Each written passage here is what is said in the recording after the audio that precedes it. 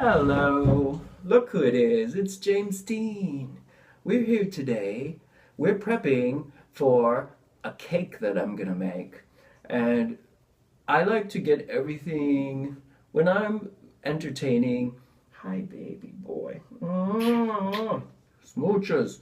When I'm entertaining, I like to get everything as done ahead of time as I possibly can. So I came up with this idea. There's a cake that I always make. It's a very easy cake, but there's dry ingredients and wet ingredients. And I thought, why don't I just mix the dry ingredients ahead of time, have them ready, and then when I'm gonna bake the cake in, several days from now, I've already got that done. I've got the measuring done. I've cleaned all those containers and all the measuring tools that, are gonna get dirty from measuring them. So I'm gonna do that right now. I'm gonna prep that cake. So I'm going to shut this off because I've got to wash my hands before I start prepping the cake because I just touched James. I'll be right back. And I am right back. Okay, so the recipe, I will put the recipe in the info underneath. I don't really know how to do that, but I'll figure it out. So I'm going to, first it takes a cup and a half of flour.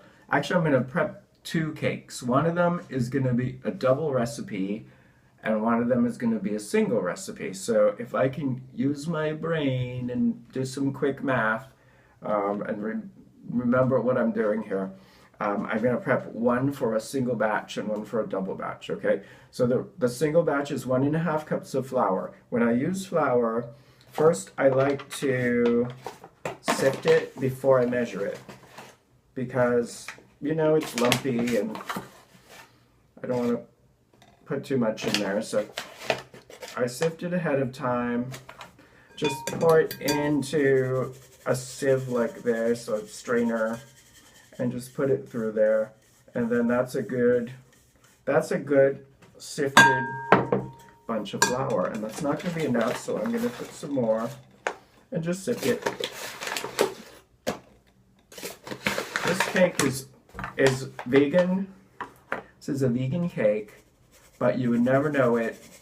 The only thing is it doesn't have any eggs in it, which, a lot of baked stuff has eggs in it, but it doesn't need it, and this is so easy.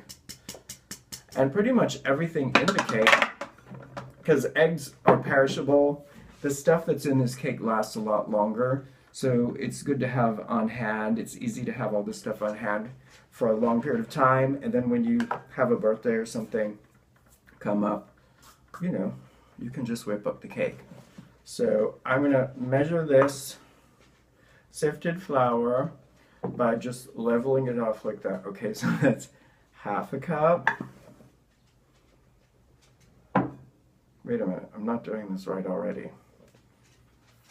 Error, start over. I like to sift together all the ingredients. So, okay, so we've sifted that flour. Now we're going to measure the flour. So I want 3 cups of flour in here. So 6 of these. 2, 3, 4, 5, 6, right? Okay, 6 1/2 cups is 3 cups. Lord have mercy. Okay, so 3/4 cup of sugar. So we are using Trader Joe's organic cane sugar. So I need 3/4 cup times 2. So 3/4 cup is a 1/2 cup and a 1/4 cup. So 2 of these. And one time I made this cake and I totally forgot to put sugar in it. Oh my God, it was horrifying. It was really bad. It did not taste good. Okay, so if my math is correct, that's that. So that's in the sifter. So the flour and the sugar are in there together, and this is kind of messy. Okay, that's good. Now, 1/2 teaspoon salt. I'm not going to double the salt because I don't think you really need to double salt when you double salt in a recipe. The salt is just basically to bring out flavors. I don't know, but I'm not going to double it. Teaspoon of baking soda. Make sure this is fresh, because if this is not fresh, it's useless. So 1 teaspoon, so I'm going to put 2 teaspoons of baking soda. 1, 2. Quarter cup of cocoa. So a quarter cup of cocoa times 2 is a half cup of cocoa. So here's my half cup. Let's see. Take a spoon. Can you see what I'm doing? No, because I'm behind the bowl. Of course not. So this is gonna make a mess. If I'm doing this and I'm not doing it on camera, I usually don't make as much of a mess because I'm a little bit slower with it, but I'm trying to do it fast so you don't get completely bored out of your mind. Okay, so that is all the dry ingredients for this. Now I'm gonna do a single batch for this bowl, and then I will be right back. I'm back one more time. And there's all kinds of sirens and leaf blower noises coming in from outside, but you know, whatever. That's life.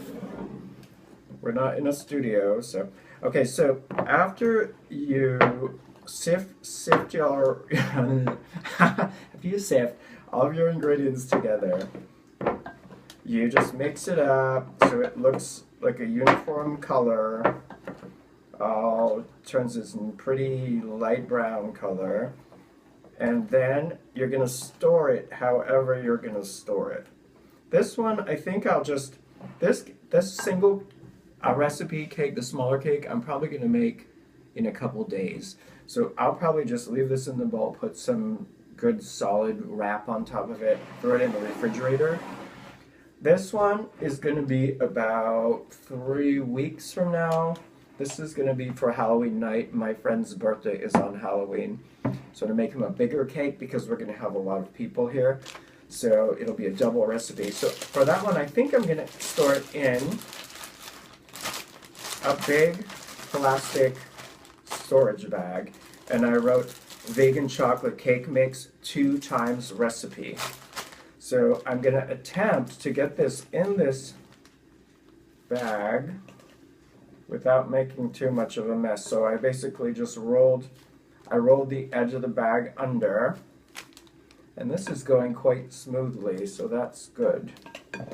This recipe is adapted from a vegan cookbook called The Joy of Vegan Baking, and it's written by Colleen Patrick Goudreau, and this chocolate cake is basically this recipe is all over the place, variations of it. I like to substitute, there's cold water, there's a cup of cold water that goes into the cake, and I substitute a cup of cold coffee instead because the coffee really brings out the chocolate flavor. The rest of this I can just, that was so good. That was so smooth, I hardly spilled any. Okay. So this is basically, it's kind of just like you bought a cake mix from the store, except that you made this from scratch. And you know what? Your friends are going to appreciate it. There's nothing like baking someone a cake from scratch for their birthday. They love it. People love that. So especially if you happen to know some vegan people, if you tell them you bake them a vegan cake and you're not vegan, they're going to love you. My boss at work, for my birthday, she got me a vegan birthday cake, and because I've been following a vegan diet for 3 years now, but she got me a vegan birthday cake, and I was just like, wanted to cry that was the sweetest thing, because she gets everybody a cake, but my birthday cake was super expensive because it was vegan, and it was like 3 times the price of a regular cake, but this one's actually really cheap. This is not expensive to make, super easy.